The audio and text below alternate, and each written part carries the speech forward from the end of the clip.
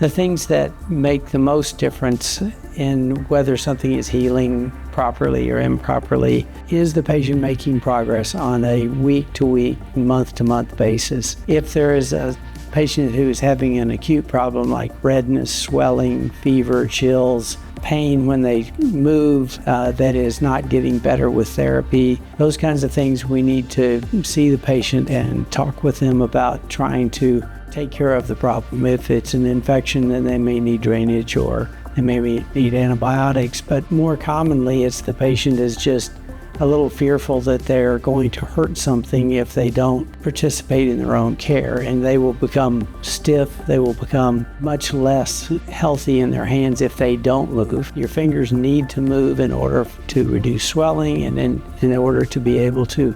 improve the function that you want to have with your hand. And many times patients feel like it's not supposed to hurt, but sometimes when you're recovering from injury, it's going to hurt until you get it moving, and then the pain is going to stop. So you can't wait for the pain to stop or you'll never really have any motion.